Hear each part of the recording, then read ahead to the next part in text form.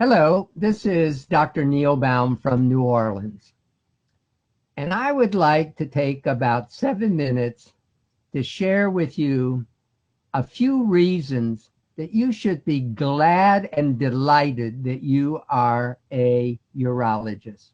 So how did I select this topic? I've seen a lot of negativity when I go visit my colleagues in surgical lounges and where doctors congregate for lunchtime. And I often hear many urologists say, boy, if I had it to do over again, I sure wouldn't become a physician or a urologist the next time. And I certainly wouldn't recommend healthcare to my children. I think we should focus on the positive reasons to be a urologist instead of looking at it so negatively. And I would like to share 10 reasons why you should be delighted that you are a urologist. First of all, there is a growing demand for urology, the specialty of urology. Why? There's over 10,000 baby boomers turning 65 every day. And we know as urologists that almost every one of those baby boomers is going to need to see a urologist. We are not going to see healthcare, particularly urology, outsourced to any other country. The only exception is medical tourism, which doesn't really apply to urologists. The take-home message is there's always going to be plenty of work and demand for our urologic services.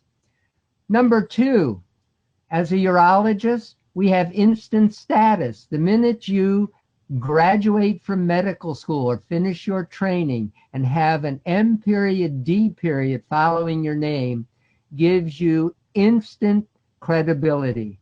I have always been amazed that when I meet a man or a woman, after a few minutes in my exam room, they are willing to share their deepest secrets with their doctor just because they trust us and we have those initials after our name.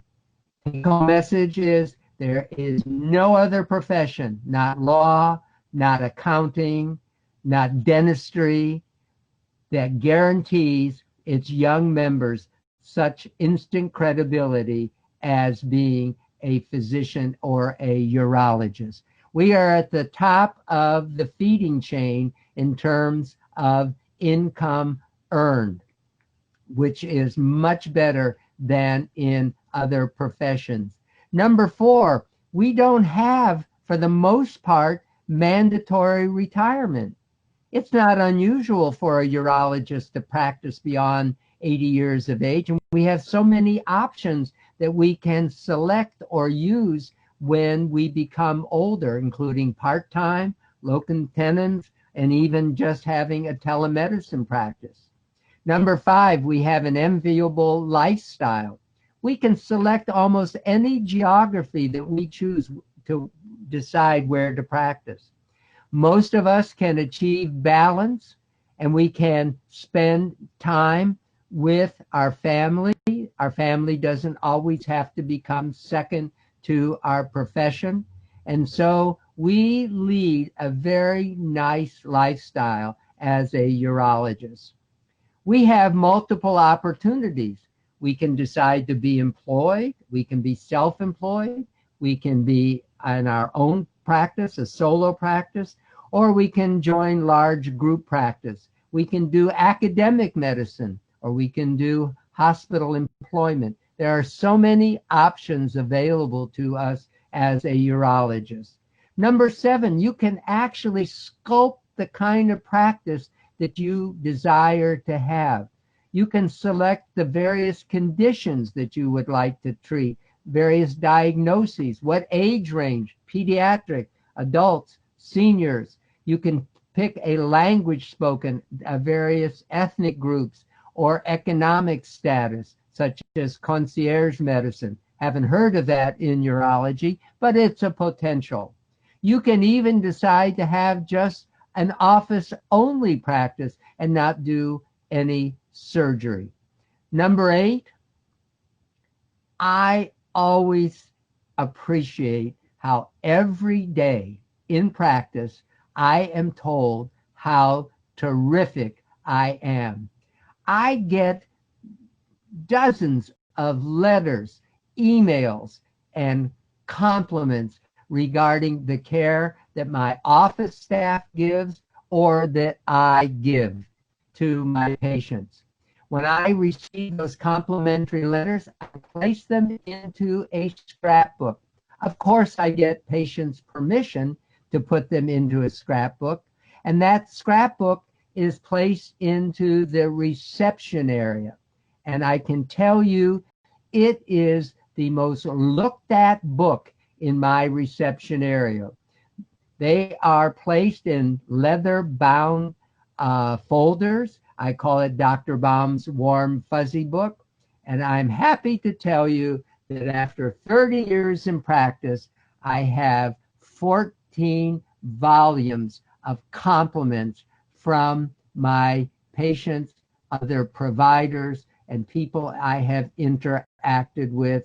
And I can tell you, it warms the cockles of my heart every time I open up the book and realize how appreciated I am by my patients.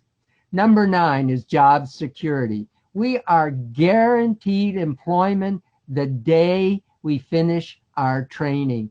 There are no, or seldom are there, doctors that can't find a job. And number 10, we have distractors for being a physician, such as the risk of malpractice and declining reimbursement and the long hours that we work. But I also want to point out that one of the main issues that we have today is the risk of burnout. 10 or 12 years ago, I never heard of the subject of burnout amongst urologists. And yet today, 50% or more of urologists are experiencing one or more of the signs and symptoms of burnout. So the bottom line, as a urologist, we need to smile. We need to take a moment to have an attitude of gratitude because we have so much to be thankful for. Yes, most of us probably would agree that if we had to do it all over again, we would still become urologists. I hope you found this brief video on why we should become urologists encouraging and help you understand that we really are very fortunate and should be very thankful that we are urologists. If you have any additional reasons or suggestions of why we should be a urologist, let me hear from you. You can reach me at the email on the last slide. Thank you.